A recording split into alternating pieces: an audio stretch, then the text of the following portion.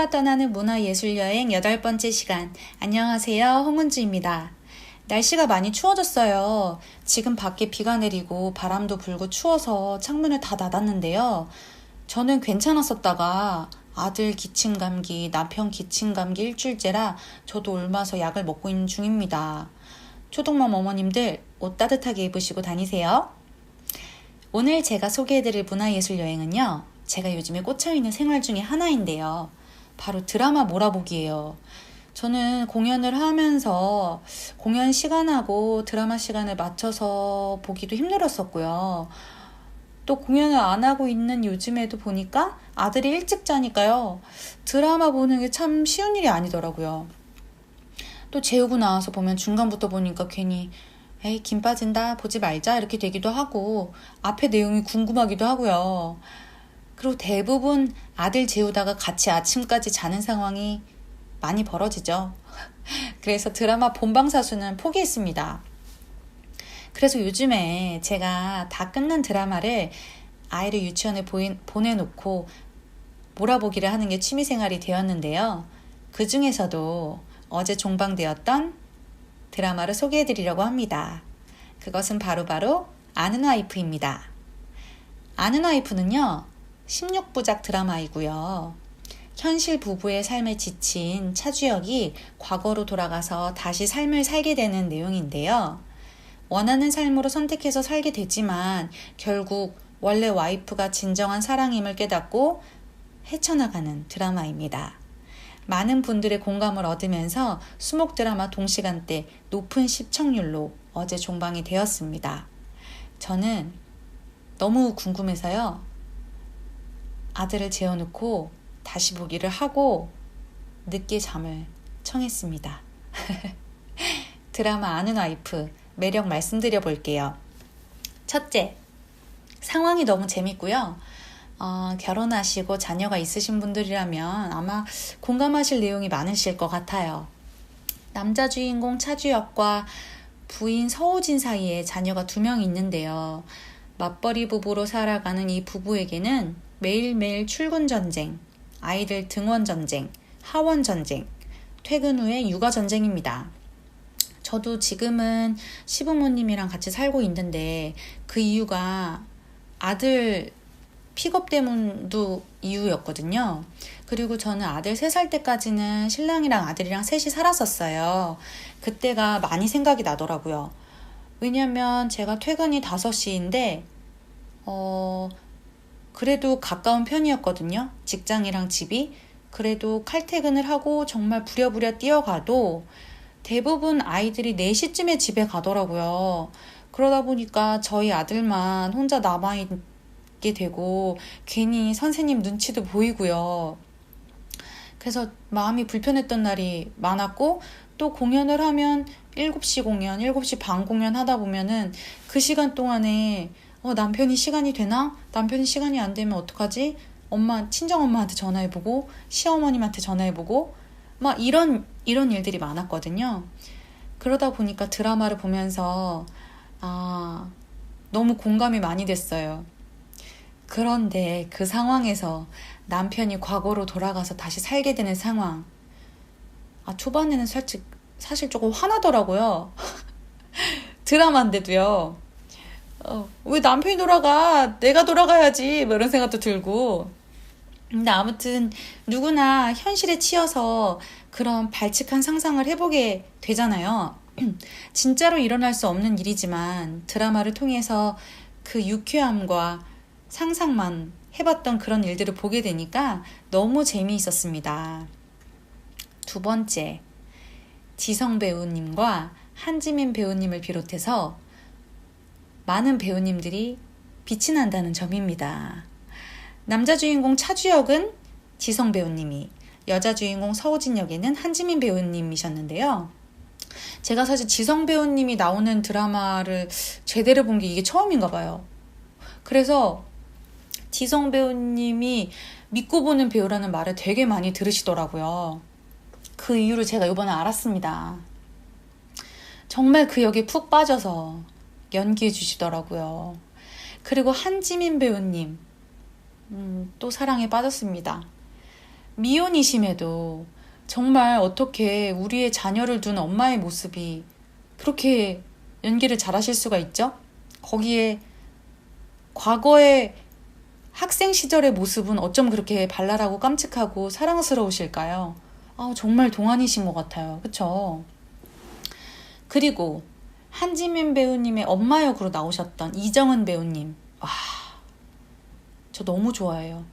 어떻게 치매 연기와 다시 동전을 넣어서 과거로 다시 돌아갔을 때 다단계 판매사원 1인 2역 같은 그 연기를 어쩜 그렇게 사랑스럽게 잘해주시는지 너무 매력 있었어요. 그 외에도 많은 배우님들이 각자의 캐릭터에 녹아들어서 더 재밌는 작품이 만들어진 것 같습니다. 세 번째 매력 말씀드려 볼게요. 한바탕 대리여행을 다녀온 이 기분은 옆에 있는 사람의 소중함을 알게 해준다는 점입니다. 저는 이 아는 아이프를 보면서 대리여행을 해본 것 같아요. 저도 물론 지금 결혼 6년, 7년 차인데 남편과 사이가 안 좋을 때도 있고요. 그리고 뭔가 일할 때 또 저는 또 어린 역할들을 많이 했었거든요. 근데 사실 집에 오면 아이 엄마이고 회사에 가면 계속 10대 연기를 하다 보니까 체력적으로도 너무 힘들고 뭔가 해내야 되는 것도 너무 많은 것 같고 어떨 때는 너무 버겁게 느껴지고요. 그래서 늦게 결혼할 걸 뭐 이런 생각도 들고 공연 연습이 늦게 끝나는데 뭐 아이가 아프다거나 문제가 생긴다거나 아이를 찾을 사람이 없다거나 할 때는 사실 직장에서도 막 안절부절이죠. 그래서 진짜 내가 가지고 있는 역할들, 누구의 엄마, 어떤 배우, 누구의 아내, 누구의 딸, 누구의 며느리, 뭐 여러 가지 이것들이 막 이렇게 어깨에 큰 짐처럼 올 때가 있었던 것 같아요. 그런 마음의 여유가 없을 때 찾아오는 생각들을 드라마에서 대리여행을 시켜준 것 같아요. 그래서 그 드라마를 보고 나니까 돌고 돌아보니 지금 내 옆에 있는 사람이 최고였다는 거. 그리고 그 옆에 있는 사람이 변했다고 생각이 되지만 어떻게 보면 나도 변한 거거든요. 연애 시절을 생각해보면 지금처럼 지쳐있지 않았었던 것 같아요. 연애할 때는 저희가 말하지 않아도 모두 푸르푸르 생기가 넘쳐 흐르잖아요. 이 작품을 보시면 아마 지금 삶이 불만스럽고 여유가 없고 힘들고 이럴 때 상대에게 배려하게 되고 이해하는 시간이 조금은 공간이 생기는 것 같더라고요. 사실 사소한 것들이 쌓여서 큰 문제가 되잖아요. 뭔가 현실이 바쁘니까 피곤하니까 하면서 사소한 감정이라고 생각해버리고 나중에는 해결할 수 없는 큰 덩어리들과 만날 수 있으니까요.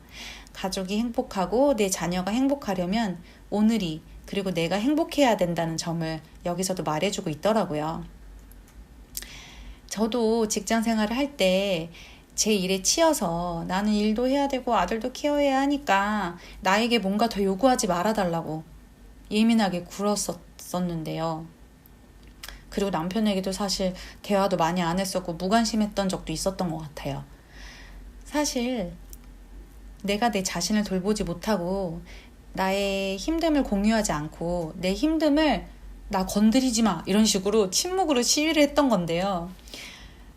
이거 보면서 참 저런 마음이었겠다. 나도 참 너무 많이 건조해졌었구나 이런 생각했습니다. 시간 되시면 아는 아이프 몰아보기 하시면서 대리여행 한번 다녀오시는 것도 좋을 것 같아요. 세 번째 시간이죠. 배우를 꿈꾸는 아이들이 궁금한 것은 이란 설문조사에 대한 답변을 드리는 시간입니다. 설문조사 중에 대사 외우는 방법에 대해서 질문하신 분들이 꽤 있으셨어요. 연극이나 뮤지컬은 최소 한 달에서 두 달 가량 반복해서 연습하는 시간들이 주어져서 충분한 연습 후에 무대에 오르게 되는 거라 시간적으로 대사를 외우는 시간은 충분한 것 같고요. 방송 쪽에서는 뭐 쪽대본이라고 하죠. 그렇게 대본을 받기도 한다고 하는데요. 이런 경우는 사실 조금 시간이 촉박하고 당황스러울 것 같아요. 저도 새벽 2시에 캐스팅 확정을 받고 아침 7시에 촬영을 한 적이 있었는데요. 대사가 짧아서 다행이었던 것 같아요. 안 그랬으면은 정말 얼마나 불안했을까요. 그리고 대학 연극영화과 입시 때 지정연기 같은 경우는요. 현장에서 대본을 주고 주어진 시간 안에 준비를 해서 실기시험을 보게 되거든요. 요즘의 입시에도 이것이 있겠죠. 예. 뭐 영화 오디션 같은 경우도 가끔 현장에서 이렇게 지정 연기를 주실 때가 있더라고요. 이런 상황일 때 나름의 노하우가 있으면 좋을 것 같은데요. 저는 일단 만약에 대사를 외우는 것을 노하우를 말씀을 드린다면 일단 소리를 내서 많이 읽어보시라고 권해드리고 싶어요.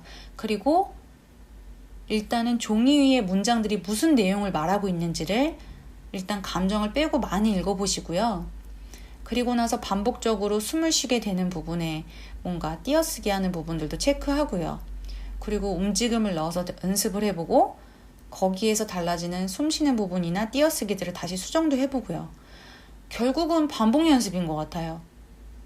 계속 반복 연습을 하다 보면 저희가 춤을 하나 배우면 사실 몸이 그거를 기억을 하고 있잖아요. 그것처럼 대사도 내 입에 맞는 말이 될 때까지 일단은 뭐 써보기도 하고 소리를 내서 말도 해보고 다양한 방법으로 계속 연습을 해보는 거죠. 그렇게 연습을 하다 보면 내가 나만의 어떤 수정 포인트가 생기는 것 같아요. 네, 그러다 보면 대사가 잘 외워질 것 같습니다. 오늘도 유익한 시간이셨으면 좋겠습니다. 다음 시간에 봬요. 감사합니다.